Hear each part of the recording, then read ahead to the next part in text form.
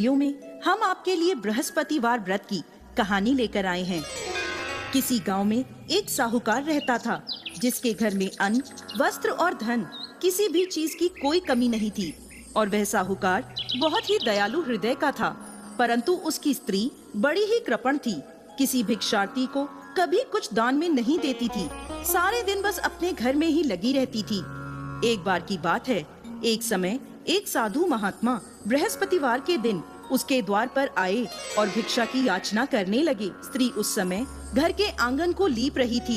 इस कारण साधु महाराज से कहने लगी, महाराज, इस समय तो मैं घर लीप रही हूँ, आपको कुछ नहीं दे सकती, फिर किसी समय आ जाइएगा। साधु ये सुनकर वहाँ से चले गए। कुछ दिनों पश्चात वही साधु महाराज उसके द्वार पर फिर से आए, उसी तरह भिक्षा मांगने लगे। साहूकारनी उस समय अपने बच्चे को खाना खिला रही थी। कहने लगी, महाराज, मैं क्या करूं? मुझे फुर्सत ही नहीं है, इसलिए आपको भिक्षा नहीं दे सकती। अब साधु महाराज फिर से उसके द्वार से खाली हाथ ही लौट गए। तीसरी बार जब महात्मा उसके द्वार पर आए तो उसने उन्हें उसी तरह से टालना चाहा। कहने लगी, महाराज, मैं क्या करूं? मुझे समय ही नहीं मिलता, इसलिए आपको भिक्षा नहीं दे सकती। परंतु महात्मा जी कहने लगे कि यदि तुमको हर समय का अवकाश मिल जाए तो मुझे भिक्षा दे दोगी?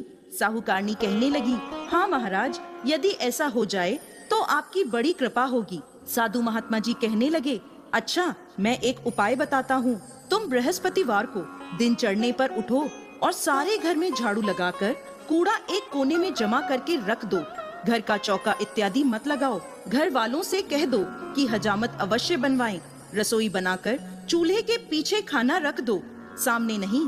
फिर स्नान आदि करके सायंकाल को अंधेरा होने के बाद दीपक जलाओ तथा बृहस्पतिवार को पीले वस्त्र मत धारण करो, ना पीले रंग की चीज का भोजन ग्रहण करो। यदि ऐसा करोगी तो तुमको घर का कोई काम नहीं करना पड़ेगा, तुम्हें अवकाश ही अवकाश हो जाएगा। साहूकारनी ने ऐसा ही किया।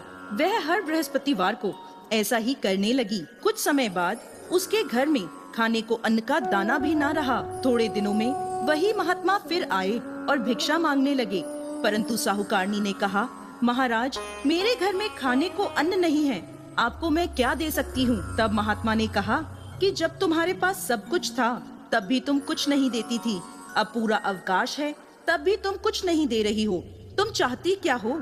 तब साहूकारनी ने हाथ जोड़कर प्रार्थना करी, महाराज, अब कोई ऐसा उपाय बताएं कि मेरे पहले जैसा धन धान्य हो जाए। अब मैं प्रतिज्ञा करती हूँ, आप जैसा कहेंगे मैं वैसा ही करूँगी। तब महात्मा जी ने कहा, बृहस्पतिवार को प्रातः काल उठकर स्नान आदि से निवृत्त होकर घर को गाय के गोबर से लीपो तथा घर के पुरुष हजामत ना बनवाएं। भूखों को अन्न जल देती रहा करो। ठीक सायंकाल दीपक जलाया करो।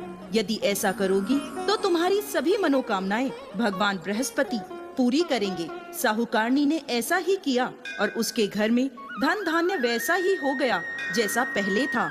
इस प्रकार भगवान बृहस्पति की कृपा से अनेक प्रकार के